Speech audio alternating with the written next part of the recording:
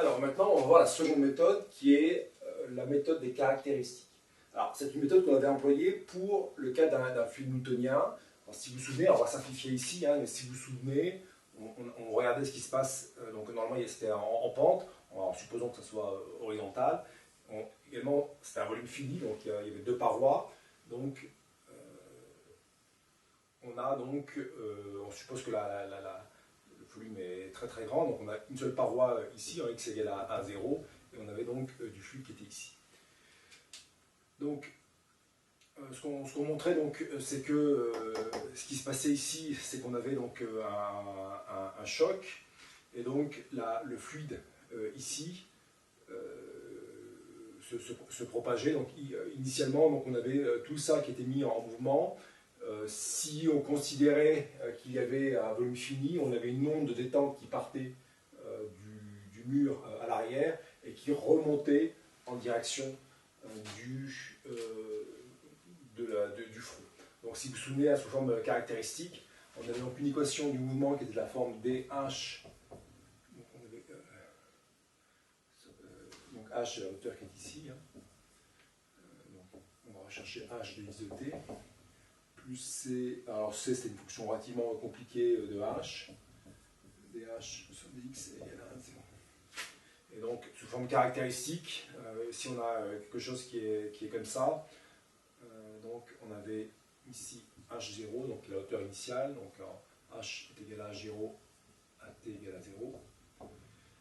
Donc, initialement, on avait donc une hauteur H0 ici à gauche, et à droite, on avait donc une hauteur qui était nulle. Donc, les caractéristiques, on a vu, donc ça, c'était équivalent à l'écrire sous la forme dH sur dt égale à 0 le long du courbe caractéristique dx sur dt égale à c de h. Puisque h est constant, on a vu que les courbes caractéristiques ici étaient des droites. Donc on avait en fait un réseau de caractéristiques qui était comme ça.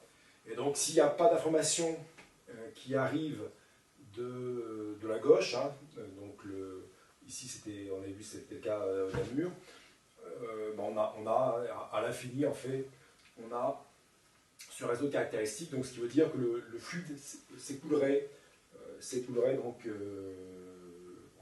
comme un bloc rigide. Hein, la nature de fluide qui se déforme ne serait pas apparente, donc on aurait au cours du temps, on aurait ce déplacement de ce bloc de fluide.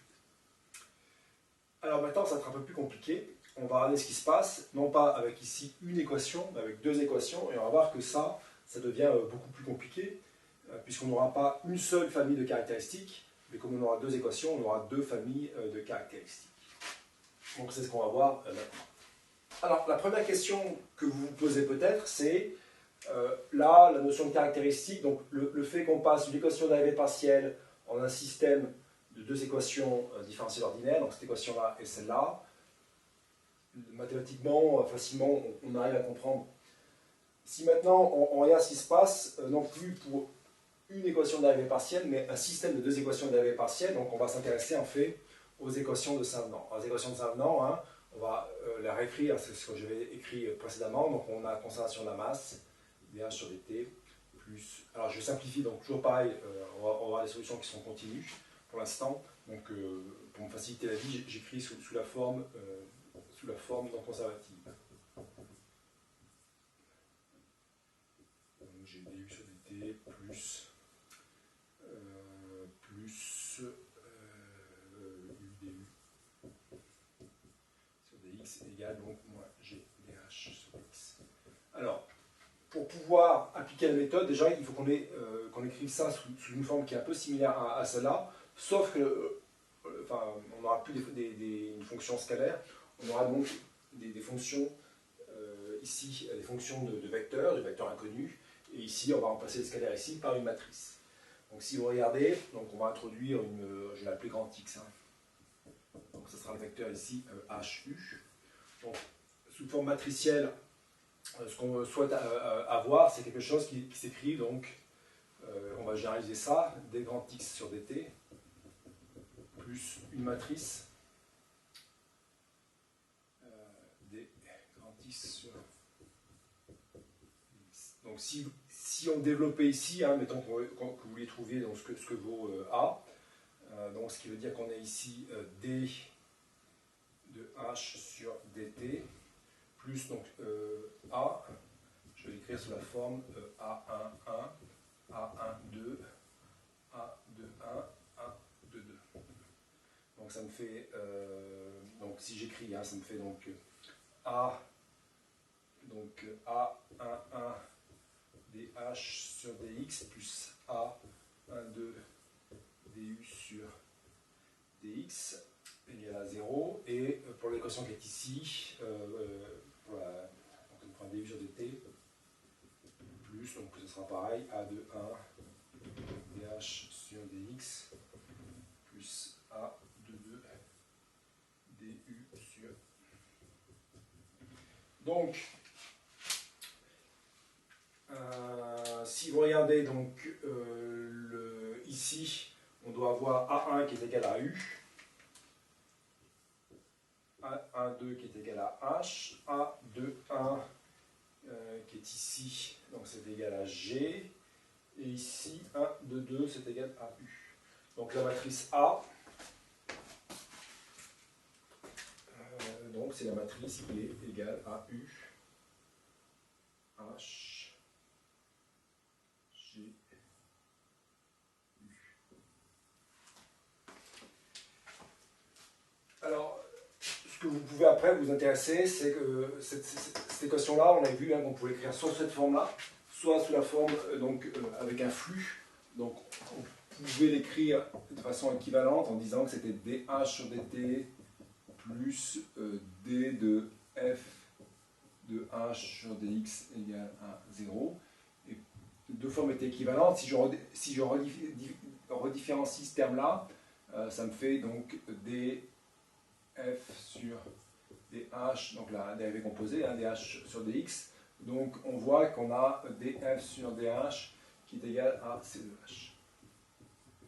Alors là c'est pareil, cette fonction-là, grand A, vous pouvez, on peut dire qu'elle dérive en fait que c'est le gradient par rapport à x d'une fonction f. Donc on verra après comment est-ce qu'on fait pour calculer ça. Donc vous voyez que c'est juste la généralisation de cette expression qui est ici. Le terme de différentiel ici, par rapport à la variable inconnue, ici ce sera donc f devient un vecteur, et il n'y a plus une variable, mais un vecteur variable, donc on fait un gradient par rapport à ce vecteur variable. Ok, on verra ça un peu plus loin. Voilà. Alors, première question, c'est comment est-ce qu'on fait pour mettre ça sous forme caractéristique. Alors, pour essayer de simplifier, enfin j'espère simplifier, on va regarder ce qui se passe si on supposait qu'on a un système comme ça où A est une constante. On va regarder ce qui se passe dans le cas le plus simple. Et puis là, évidemment, A n'est pas constant. A il varie en fonction de U et de H. Donc on verra le cas non linéaire juste après. Je rappelle que donc il y a un complément de notes de cours sur lequel vous aurez évidemment tous ces éléments. Premier point, donc, comment est-ce qu'on fait lorsqu'on a un système linéaire où on a donc un vecteur qui vérifie l'équation de conservation. Donc système linéaire, c'est-à-dire que A ici est constant. Comment est-ce qu'on peut le mettre sous une forme caractéristique? Vous voyez que là le problème, c'est que les équations sont couplées, puisque si U c'était H et U, ici A a des composantes qui a priori sont quelconques, donc avec des termes non diagonaux. Donc, ce qui veut dire que les deux équations, la première équation, ce qui est ici, donc je vais passer, les deux équations sont couplées. Alors, une façon, vous le savez, de découpler les équations, c'est de rechercher les valeurs propres et les vecteurs propres du système. Donc, si je vais, ici, on suppose que je suis en dimension 2, donc on va avoir donc deux valeurs propres. Alors, on va distinguer selon qu'on multiplie à droite ou à gauche, le vecteur propre qu'on va appeler à gauche et le vecteur propre qu'on va appeler à droite.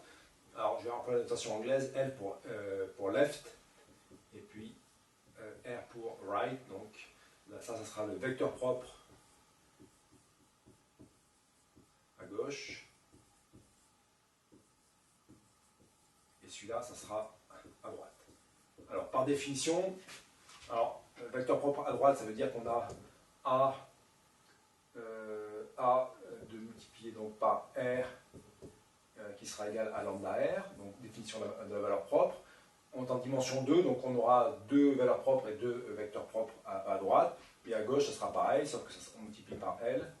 Donc on a L A égale lambda R. Alors, ce que vous pouvez assez facilement montrer, c'est que les vecteurs, nécessairement les vecteurs propres à gauche, donc, alors ça sera la même valeur propre, hein. Donc enfin, on aura deux valeurs propres qui seront identiques, lambda 1 et lambda 2, et ce que vous pouvez facilement montrer, c'est que les vecteurs propres à gauche et à droite sont orthogonaux 2 à 2, donc si on a par exemple, on va avoir ici L, donc le premier vecteur propre L1 lambda, donc tel que, donc si multiplie par A, qui sera égal à L1, pareil, donc on aura ici L2 multiplié par A lambda 2, L2, et donc on fait pareil ici pour le vecteur à droite. Donc ce que vous devez arriver à montrer, c'est qu'on a L1 multiplié, enfin produit scalaire R2 qui est égal à 0, et réciproquement L2 scalaire R1 qui doit être égal à 0. Alors je vous laisse le démontrer. Je pense que la démonstration aussi dans les compléments de cours. Donc là, si vous regardez ce qui se passe, donc A est constant, donc ce qui veut dire que les vecteurs propres et les valeurs propres sont également des constants. Donc si là je multiplie par la première, si je multiplie donc ici à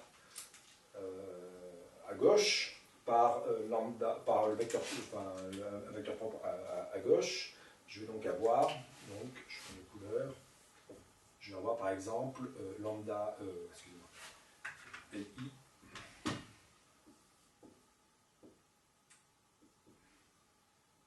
dxi sur dt, donc c'est un produit scalaire, hein. Ici on a donc L I plus LI par 1 dx.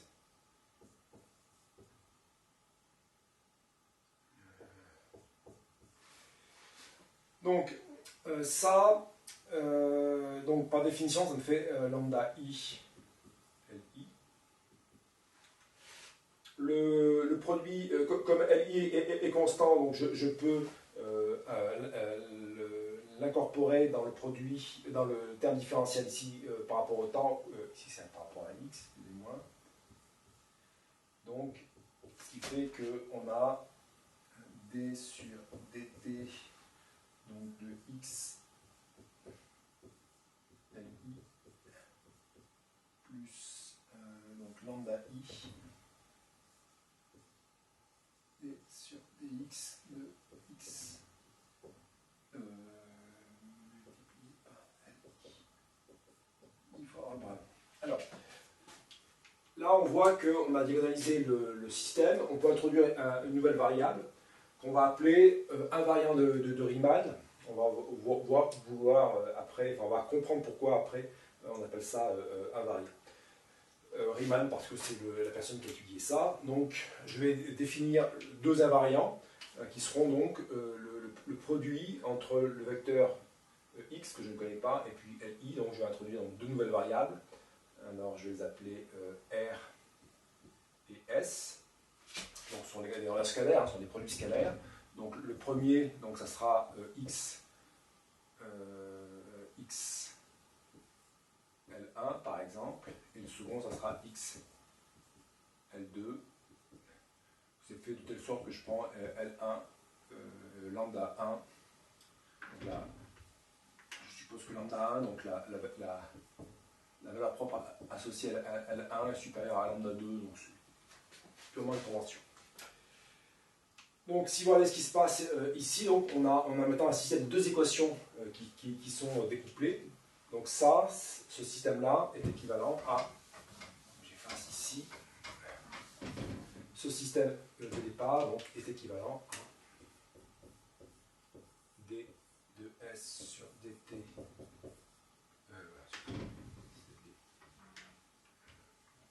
dérivé partiel, et s sur dt plus lambda 2 ds dx égale à 0 et dr sur dt plus lambda 1 dr dx. Donc maintenant, on peut, puisque les équations sont découplées, lambda 1 et lambda 2 sont des constantes, vous voyez qu'on peut résoudre ces équations-là par la méthode des caractéristiques. Donc ça veut dire qu'on a cette équation-là, elle est équivalente à, la première équation, elle est équivalente à dire que ds sur dt est égal à 0 le long d'une courbe qui serait dx sur dt égale à lambda 2. Et cette équation-là, c'est équivalent à dr sur dt le long de dx sur dt égale à lambda 1. Donc on a un système ici de deux équations de dérivée partielle qui est équivalent à un système de 4 équations différentielles ordinaires où on a donc dl sur dt est égal à 0 le long d'une première courbe caractéristique, donc qui seront les lambda de courbe, et dr sur dt est égal à 0 le long de notre courbe caractéristique. Vous voyez, comme précédemment, bon là c'est en linéaire donc c'est encore plus évident, les courbes caractéristiques sont nécessairement des droites ici, puisque lambda 1 et lambda 2 sont constants. Donc les courbes caractéristiques sont des droites de pente lambda 1 et lambda 2. Et le long de ces courbes caractéristiques-là, on a S et R qui est égal, qui sont constantes, qui sont données par les conditions initiales ou les conditions aux limites. Ok, après un petit diagramme caractéristique, et puis on aura donc bouclé déjà la première question qui se posait.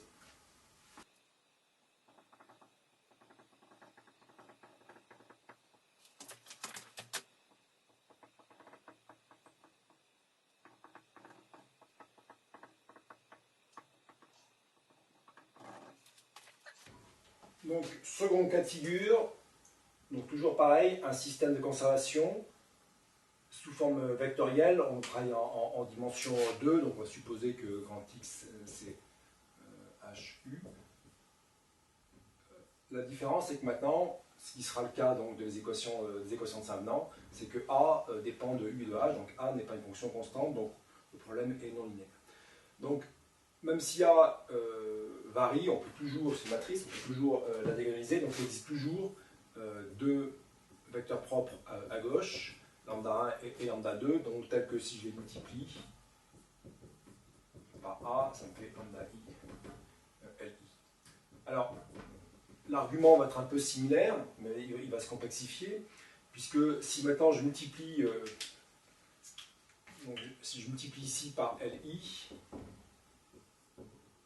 donc comme précédemment, je vais pouvoir là faire apparaître un lambda I, Li, mais vous voyez que contrairement à l'étape précédente où j'avais pu intervertir les symboles ici de différenciation avec le produit scalaire, maintenant on ne peut plus puisque vous avez ici une fonction qui dépend du temps.